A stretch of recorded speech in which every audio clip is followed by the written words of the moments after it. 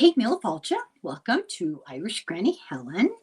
And welcome if you're new, welcome if you're old, welcome if you're middle-aged. Welcome, everybody. I really appreciate you joining me for this. We're going to do something a little lighthearted today. I'm really looking forward to doing this because, well, you'll see. It's the perfect combination.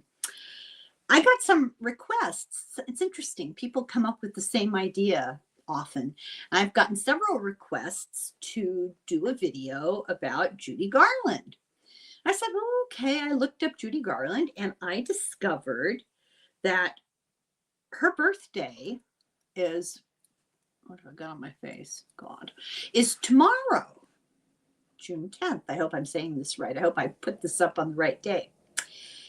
And interestingly enough, when I started to research her, she did a gigantic tribute at the Oscars in 1965 to one of my favorite composers that practically nobody anymore has heard of, Cole Porter. I thought, oh my God, what a perfect thing to talk about, the combination of Judy Garland and Cole Porter, a match made in heaven. And of course, her birthday, June 9th. And I start looking at his background. I'm sorry, his birthday is June 9th. Her birthday, June 10th. So that's a sign, in my opinion. So I'm putting this up on June 9th. So while we're talking, this is Cole Porter's birthday. Happy birthday, Cole. And then the 10th, tomorrow, is Judy Garland's birthday. This is in honor of both of them. So Cole Porter, let's talk very briefly about him, and then we'll, satisfy everybody's anxiety to hear about Judy Garland. So Cole Porter was one of America's great, and if I do say so myself, if not the greatest songwriter in American musical history. He's up there with the Gershwins and such. He died in October of 1964, and they did this tribute to him at the Academy Award show, the televised Oscars. It's considered a unique moment in United States musical history. It's one of those pivotal, iconic moments. And Judy Garland came out and for, I want to say like 11 minutes, just did a medley of Cole Porter songs. So let's quickly look at him. I've done a video about him before, so some of this is going to sound familiar, but I could talk about him all day, so indulge me. He was born June 9th, 1891 in Peru, Indiana. He was from a very wealthy family. His father was a pharmacist, but his mother was where the money came from. She was called the spoiled daughter of the richest man in Indiana. Isn't that interesting? Who made his money in trading coal and timber, marketing them. And this grandfather, Cole Porter's grandfather, dominated the family. His name was James Cole, was his last name. And so they named poor Cole after his grandfather. And he built a house for Cole Porter's mother and father on his property, so he'd keep an eye on him. It was called Wesley Farms. And I think it's telling that when Cole Porter left high school, he very rarely ever visited his family again. It was like Peru, Indiana, no thank you, and dominating grandfather, and his mother doted on him. She really tortured him as a child. She made sure he had early musical training. He took the violin at 6, and then they added piano at 8.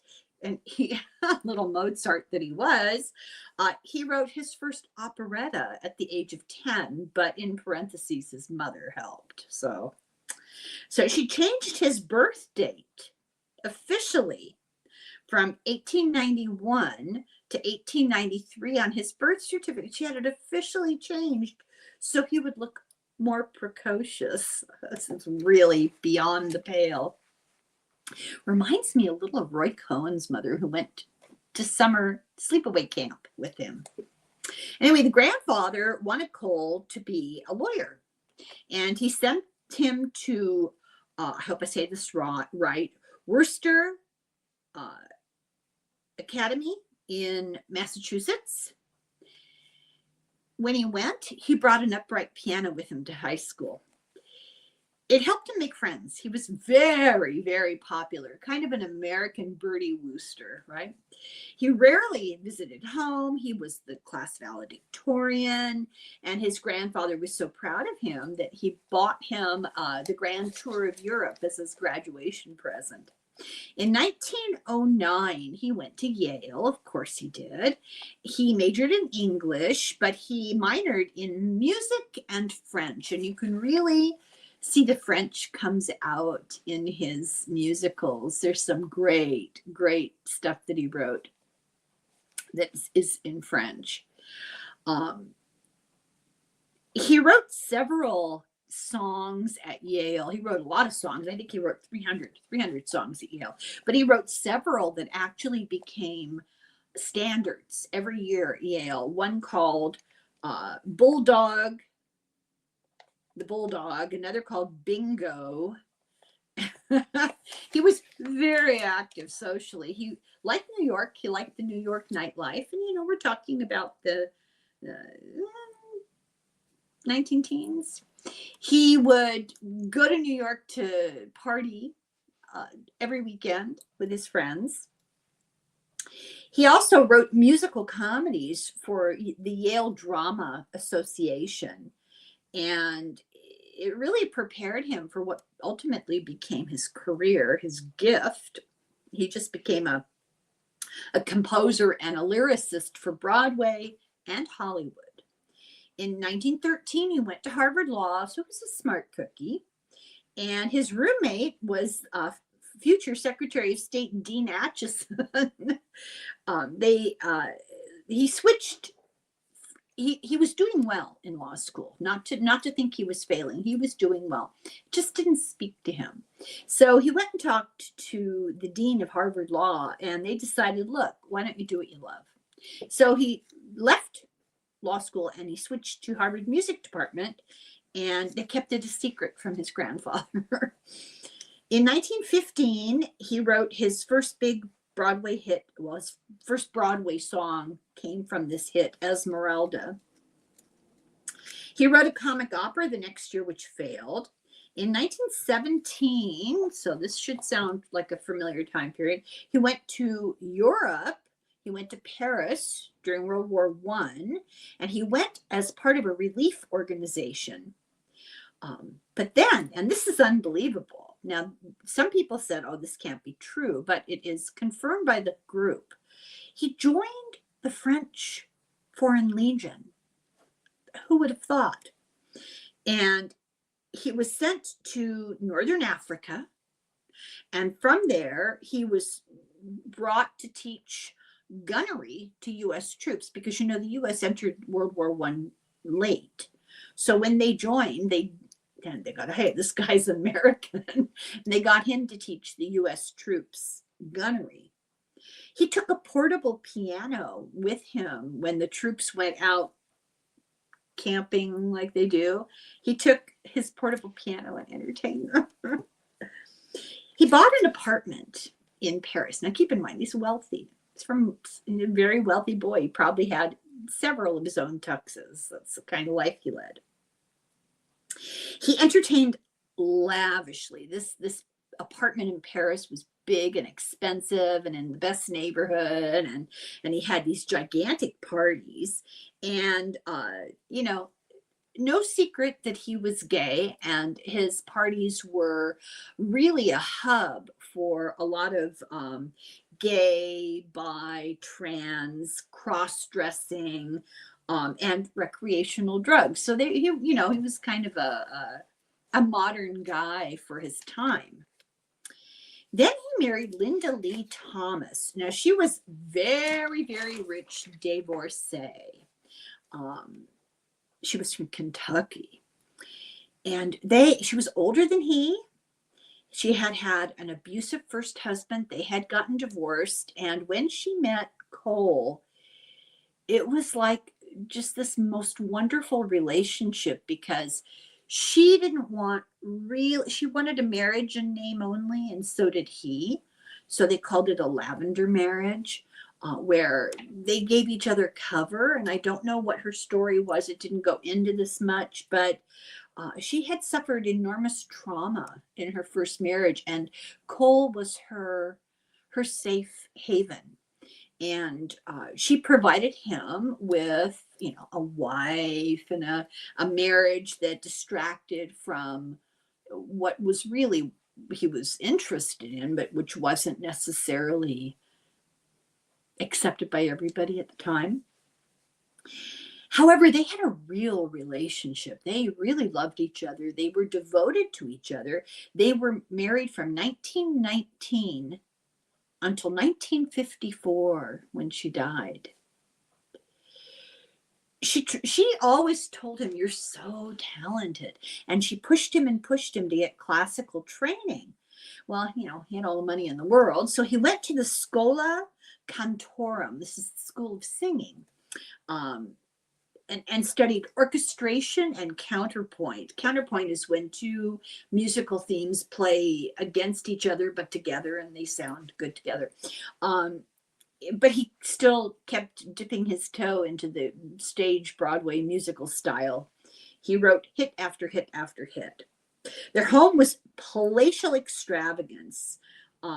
He had inherited so much from his grandfather, and then she was rich too. They even started renting an extra place to go in Venice. They like to hang out in Venice. And you see a lot of this reflected in his music. It's really fun. Anything goes, all takes place on this luxury cruise ship. It's pretty funny. They rented palaces, old palaces in Venice. Once he threw a party and he hired the entire Ballet Russe, the Russian ballet corps, to entertain at the party. I think it's great. Another time he hired 50 gondoliers as footmen, and he hired tightrope walkers for the party that he gave, and he rented a place to have the party. It was $4,000 a month. Today it would have cost $76,000 to rent this place. He wrote a lot.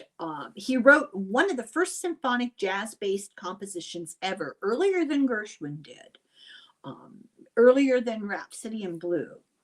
It premiered in 1923 in Paris. He had a few Broadway flops, but until 1928, he wrote the musical Paris, and it was a huge hit. It included songs like Let's Misbehave, Let's Do It, Let's Fall in Love. And now he had the respect of everybody. He was an elite, successful Broadway composer in his own right. In the 30s, he became a huge hit on the radio. His songs were just I can't tell you how popular.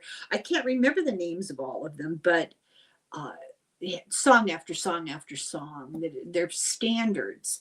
Well, in my day, people would recognize them as famous old songs. In 1934, he wrote the greatest musical of all times, in my opinion, Anything Goes. He wrote the music, and P.G. Wodehouse wrote the book. I mean, you just can't. What a combo, right? Well, actually, Wodehouse did it with Guy Bolton, who was another famous musical story writer. Cole, he made a big show. So this is what he did. He was really happy that this Anything Goes was popular. And every night he would wait until right before the curtain went up, right before the lights went down.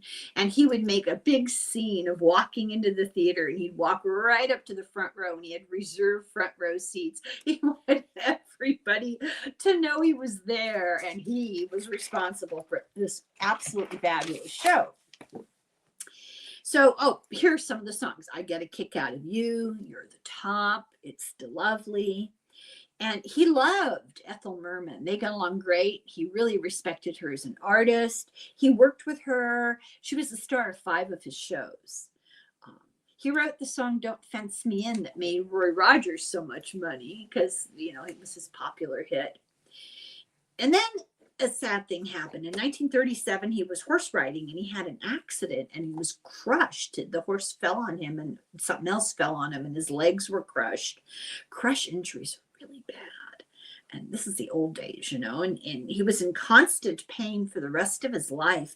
He was in the hospital for 7 months. They wanted to amputate his leg and he refused. In 1939, they closed their Paris apartment until after World War II, and they went back to the United States. He made, in 1948, he made The Pirate with Judy Garland, and it was not a hit. It was not a popular, it was a flop. He made the album Can Can. Well, they recorded the stage performance album live, you know, thing of Can Can in 1960, and it won the Grammy. His wife had died, as I said, in 54, and he actually did end up having to have his leg amputated. He never wrote any more music after that. He'd already written Can Can. It got the Grammy, but when his wife died, he kind of shut down. He actually stopped living in their older places that they'd stayed and rented a place at the Waldorf Astoria Hotel. And he lived there until 1964 when he died at the age of 73. So he died in October of 64, and there were tons of tributes for him. But the best known is the one that Judy Garland did at the 65 Oscars. So let's talk about Judy Garland, because that's really what people wanted to talk about. Any opportunity I get to talk about Cole Porter, I'm going to bend your ear about it. I love him. I want to reincarnate as a Cole Porter musical comedy star. And I don't ever have to have an audience. I just want to be able to sing and dance his songs. So beautiful. Okay. Judy Garland. Her real name was Frances Ethel Gum. And as I said, she is a day later than Cole Porter. She was born June 10th of 1922 in Grand Rapids, Michigan. Now, her parents were in vaudeville. And vaudeville was like traveling stage entertainment before the times of movies and of course, before radio and TV. And when they stopped traveling in vaudeville, they opened up a movie theater so that they could show movies, but they'd also have vaudeville acts. They called her Baby. Her name was Frances, but they always called her Baby. And she did her first performance at the age of 2. She had 2 older sisters, and the 3 of them did a Christmas show at the vaudeville theater their parents had, and she sang Jingle Bells. They performed as the Gum Sisters. That's catchy. And they performed at their parents' theater for 3 years. Their mother played accompaniment for them, played the piano. There was a scandal with her father, and people were very careful about talking about it. So it was presented as a question of his sexuality and an event. Something happened. Then they had to leave town, and they moved to Lancaster, California in June of 26, and they bought another theater. In 28, her sisters all started to dance. In 29, they appeared in a short film. They got noticed and appeared in a short film. In 1930, they made 2 Vitaphone shorts. These are very early short films. And she had her first screen solo. This was at the age of 13. And I had to laugh when I read this because I've seen this and I don't remember her in it. But at 13, she appeared in La Fiesta de Santa Barbara, where she sang La Cucaracha. This is the big festival that they have every year in Santa Barbara, where I grew up. And they have a gigantic parade. They have an outdoor bowl like the Hollywood Bowl, only it's the Fiesta Bowl. It's a beautiful venue for concerts, especially in the summer when the weather's nice, and they have famous acts from all over the world. It's just a huge cultural thing for at least a week, at least. The Garland name came from, it's rumored. So she did this Fiesta song, and it caught the eye of George Jessel. They got to travel because of it, and George Jessel in Chicago, kind of a promoter guy, attracted his attention. And her name Garland, because her name was Gum, but the Garland was rumored to be picked by Jessel. It was the character of Carol Lombard in the movie 20th Century. So Judy's daughter said that Judy picked the name Judy. Her name was Frances. She picked the name Judy, and Jessel said that they were prettier than a garland of flowers, so she picked the name Garland. So, who knows? But he took the credit. He always took the credit. In 1934, she changed her name officially. In 35, she and her sisters broke up as an act because two of them got married. She was signed by Louis B. Mayer to MGM, but at 13, it was difficult. She obviously had all this talent, but she wasn't a child. She wasn't an adult. What do they do with her? She was only 4'11". She wasn't glamorous by any means. She had kind of a girl next door cute thing going on. She was very self-conscious because, they had to do class at the studio. That's a California state law. And so she was in class with people like Ava Gardner and Lana Turner and Elizabeth Taylor and then Judy Garland. And she felt like the ugly duckling. And she's with all these, but she was the big money maker. And they were all beautiful. And she felt second class to them. And it's not funny. It did emotional damage. She was insecure her whole life. She was always trying to prove something. Louis B. Mayer called her his little hunchback. Isn't that awful? Those are his words to her face. He made her wear temporary caps on her teeth and discs on her nose to reshape her nose. In November of 35, her 49-year-old father died of meningitis. It was just a shock out of the blue. And in 1936, she made a movie called Sun with Deanna Durbin. I looked Deanna Durbin up. I recognized the name. I didn't remember what she looked like. And I didn't remember what she looked like because she was just a standard, as my grandmother would have said, bog standard blonde kid. In 37, the studio had a big birthday party for Clark Gable. And at the birthday party, she sang You Made Me Love You to Clark Gable. That might ring a bell. They put it in the movie Broadway Melody of 1938. In 1937, she paired up with Mickey Rooney to do what was called backyard musicals. Hey, gang, I know what. Let's rope off the neighborhood. Let's hire a band. Let's do a musical. And those are the Andy Rooney films. They made 6 movies together in all. And the story goes, now nobody seems to know the full truth of this. This has been debated for a long time. The allegation is that the studio overworked them and wanted them thin. So they gave them uppers in the morning and downers at night. And they had lifelong struggles with addiction. She claimed that MGM stole her youth. Rooney denied this. He said no, that Judy was responsible for her death. She chose that path. She was responsible for the road she went down. But MGM did keep her on a constant diet.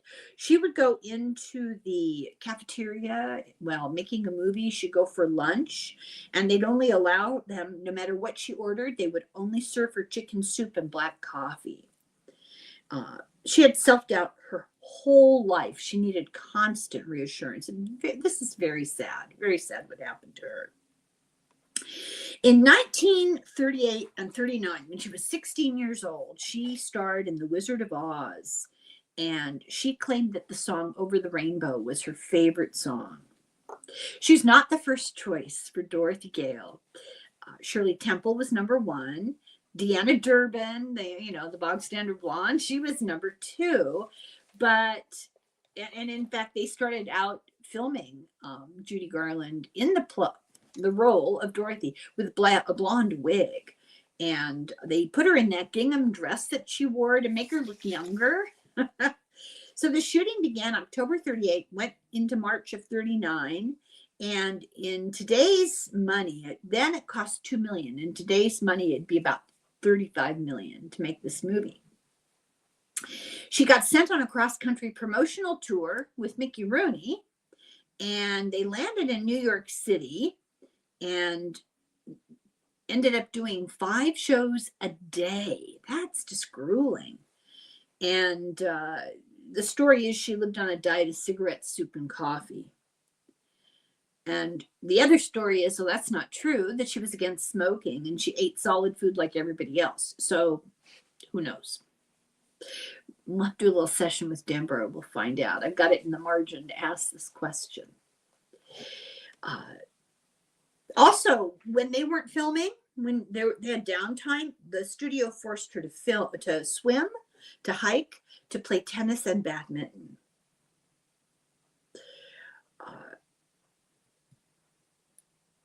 Okay, so the movie, The Wizard of Oz, did not make money at first. It cost $71 million. I thought they said it cost maybe $35 million is what it ended up making. It cost $71 million, and it made no profits until they re-released it. You have to remember, it wasn't on TV. You couldn't go to Netflix and watch it. You couldn't rent a CD or a DVD or whatever to watch it. This was before all of that. You had to see it in the theater or you didn't see it at all. So they released it. And then, of course, it did its run and it was finished. But they came out again and released it in the 40s and still didn't make a lot of money. Part of the problem was they offered discounted tickets to children and cut their own profits. In 1939, she won the Juvenile Academy Award. It was 1 out of 12 that have ever been given to people. And she became the most bankable actress in the United States. In 1940, she had her first adult role with George Murphy, which is just puzzling, called Little Nellie Kelly. And he didn't have very flattering things to say because he felt he was too mature and she wasn't. She played 2 roles, the mother and the daughter. The movie itself was bought from George M. Cohan. I think Little Nellie Kelly, I think it was a stage show that he did a long time ago.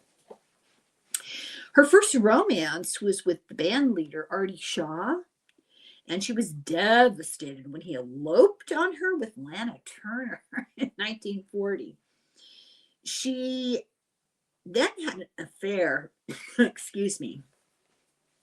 with David Rose, who was the husband of Martha Ray.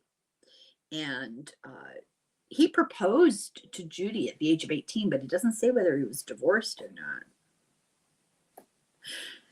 They were told by the studio, wait a year. And during that year, she had a relationship with Johnny Mercer.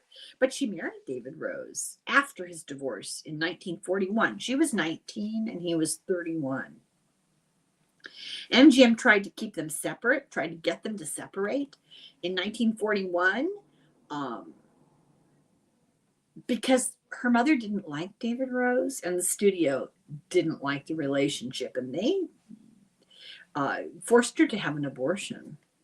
They got divorced in 1944, but in 1942, she did her first film with Gene Kelly, For Me and My Gal, and she had an affair with Tyrone Power, and she had her second abortion. In 1944, she did Meet Me in St. Louis, arguably one of the best movies Hollywood ever made, one of her most successful films. She worked with Vincente Minnelli, which might ring a bell, met him, but had an affair with Orson Welles while he was married to Rita Hayworth. that ended in 1945, and she married Minnelli in 45, and then her daughter Liza was born in 1946. In 1949, she made her non-singing movie, The Clock, and it didn't do well because people wanted her to sing. So this is a little touchy here. In 47, during the filming of The Pirate, she had a bit of a breakdown and had to go to a sanatorium and then tried self-harm. The Pirate was the first movie she made that did not make a profit of any kind, and her illness was, a large part of that. Then Minnelli directed Easter Parade. She made it with Fred Astaire because Gene Kelly was supposed to be in it, and he broke his ankle. And then imagine, he broke his ankle and then he went on to make Singing in the Rain. That's just unbelievable.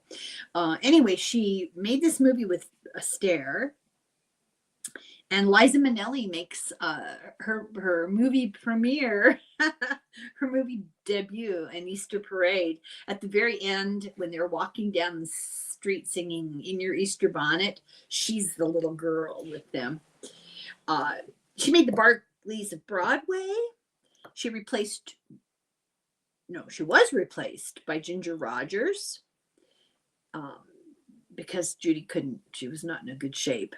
In 1948, she made her last movie with Ricky Mooney, Mickey Rooney, Words and Music. She got her strength back. She took time off and got her strength back. And in late 48, she made In the Good Old Summertime with Van Johnson. Van Johnson is not all that well remembered of an actor. He was quite the big deal, like during World War II. In 1949, Liza made a debut elsewhere, not in the movies, with her on the stage someplace. In 49, she was fired from the movie Annie, Get Your Gun because she didn't get along with Busby Berkeley. Busby Berkeley was the choreographer who did all those really incredible kaleidoscopic choreography scenes, like filming from the top, and the girls made their legs make designs and stuff. Yeah. She was replaced by Betty Hutton, and she went into the hospital, and she was there for a while, finally went home and did Summer Stock with Gene Kelly. And she actually was back on diet pills to lose weight. And it's weird because that movie, Forget Your Troubles, Get Up, Come On, Get Happy, that they make at the end where she's in the top hat and stuff, she looks different than she did in the rest of the movie because they filmed that after she lost a bunch of weight, and it's weird to see that she looks like a different person. But the movie lost $80,000 because of the delays that were her fault because she was having mental health issues. It was her last MGM movie. She was replaced by Jane Powell in Royal Wedding. And during these times, she was self-destructive several times. In 1950, Bing Crosby tried to help her by giving her time on his radio show, The Kraft Music Hall. She did a 4-month tour of England and Ireland with a very successful comeback. She played the London Palladium. She played New York's Palace Theater. She got rave reviews. It was called one of the greatest personal triumphs in show business history. She got a special Tony for the revival of the Broadway vaudeville stuff she did in these shows. In 51, she divorced Minnelli. In 52, she married her tour manager, Sidney Luft. That should sound familiar because they had a daughter and a son. In 52, Lorna Luft was born. In 55, her son Joey. In 54, she did a remake with James Mason of A Star is Born, but she fell into the same delays of illness, the patterns that she did before. And the film was a hit, but it didn't make its money back because of the delays. She was in the hospital giving birth during the Oscars that she was nominated for, but Grace Kelly got it. Groucho Marx said it was the biggest robbery since Brinks. But she did win the Golden Globe. In 1961, she made Judgment at Nuremberg. I had forgotten she was in that movie. She was nominated for an Oscar. She was nominated for a Golden Globe. In 1963, she made her last film, I Could Go On Singing, with Dirk Bogarde. Then she was on TV a lot in the 50s, from 55 on. In 56, she did a big thing in Vegas. She got the equivalent of about $500,000 a week performing in Vegas. She missed one performance because she had bronchitis, and Jerry Lewis filled in for her. In 1959, she ended up in the hospital with hepatitis. The doctors told her, you only have 5 years to live. And she actually told people she was relieved because now the pressure was off. But she recovered, and she played the London Palladium. She got a contract with Random House to do an autobiography, but she actually never finished it. Parts of it that she did do were included in a 2014 book, Judy Garland, on Judy Garland, by Randy Schmidt. In 1961, she played Carnegie Hall, and it's called The Greatest Night in Showbiz History. You see a pattern here. She often did performances that just wowed people, and it seems like she liked to perform live because that's when she really made the big impression. Her album from that live performance went gold. Spent 13 weeks on #1 and won 4 Grammys. In 1962, she did a special on television with Frank Sinatra and Dean Martin. She was offered her own show, the Judy Garland Show, by CBS, offered what would be $190 million in today's money. She needed the money. It debuted on September 29th of 1963 to great acclaim, but it had a really bad time slot, and she had to struggle for views. They canceled in 1964 after 26 episodes, but it was nominated for 4 Emmys. So Emmys, Grammys, Tonys, Oscars, she got nominations for everything. She got that special Oscar. She got a ton of Grammys. Don't know if she ever got a Tony or an Emmy. She had an affair with Glenn Ford. It was one of the more stable relationships in her life, which seems interesting. But he ended it because she wanted to get married, and he didn't. Her life was complicated, troubled, and conflicted. She was married 5 times, often turbulent relationships. She seemed to be a fond mother. Her children seemed to really love her, and they had a close relationship her whole life. And, she and Liza, they were quite the hit. She was a big lifelong Democrat, big supporter of civil rights. She supported FDR, Adlai Stevenson. She worked on campaigns for JFK, RFK, and Henry Wallace, a name not as well remembered today, but he was a big figure in progressive politics at that time. She supported actors and writers who were harassed by McCartney. She stood up McCarthy. She stood up to him. She stood up to the committee for the First Amendment. She stood up with the committee for the First Amendment, which was against the House Un-American Activities Committee of McCarthy. She supported civil liberties, freedom of speech, First Amendment. In 1947, she did the radio show Hollywood Fights Back. She was a close friend with JFK. In 1963, she did the March on Washington for Jobs and Freedom. She had a press conference in 1963. She protested the bombing in Birmingham where the 4 little girls died. She was shocked and outraged. She went to their funerals, and actually had a big press conference with, oh, I can't remember who was with her. She and Liza and another friend and her friend's daughter, and they were famous. I don't remember. I thought I'd written it down, but apparently I didn't.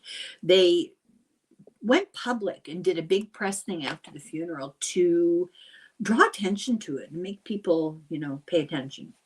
In 1964, she was on stage with 18-year-old Liza as a guest. She was a difficult guest on TV shows. She behaved badly. She did an Australia tour, and it was fabulous in Sydney, but she got drunk in Melbourne and got booed off the stage. She married the tour promoter, Mark Heron, and got divorced 5 months later. Her agents, she had an agency company, and they embezzled from her. She ended up owing the IRS in current cash. She ended up owing $368 million to the IRS. That can't be right, but it is. My God. They put tax liens on her Brentwood home and her recording contract with Capitol, so she'd record and the money would go to the IRS. She had to sell her house at a huge loss. But then in 1967, she got hired to be in the Valley of the Dolls, but then she got fired for, what usually happened. She didn't get treated well by the director. There was tension there. Her last big appearance was 27 shows she did in the New York Palace Theater with her daughter Lorna and her son Joey. The IRS showed up at the last performance and seized most of the money that she would have been paid. In 1969, she did her last concert in Copenhagen. In 1969, in March, she married her fifth and final husband, Mickey Deans.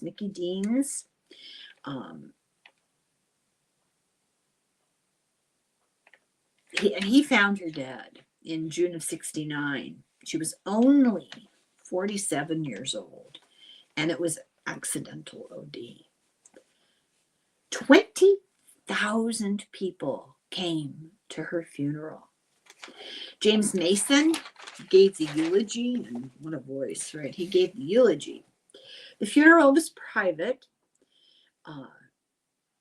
20,000 people came to look at her, that. But the funeral itself was private. She was buried in the Ferncliff Cemetery in New York. And in 2017, her family moved her to Hollywood Forever Cemetery in Los Angeles. When she died, she had only $40,000 to her name. Her estate couldn't even give the bequests that were in her will because she had no money left. Liza and Frank Sinatra paid all her debts. Talked about the tribute to Cole Porter. And that tribute that she did to Cole Porter, she was introduced by Gene Kelly and did a very emotional medley, an 11-minute medley of his songs. And of course, her birthday is June 10th, and his birthday was June 9th. And so there's some sort of karmic connection there. And that's the great Judy Garland. It's just very sad. But I just find myself smiling when I talk about her because her talent was just unique, rare. What a show person. And I love that she and her daughter performed together. Pretty remarkable, 18 years old. And you can keep up with your mother, who just happens to be Judy Garland. Wow. Okay, that's my little gift to all of you who asked me to cover her life. And I will be doing a little deeper dive in my membership. And I'll do something with Deborah, have a little chat with Judy. So thank you. Thank you for watching. I hope you enjoyed that. Made me happy. And I'll be back. Slangafoil. Slancha.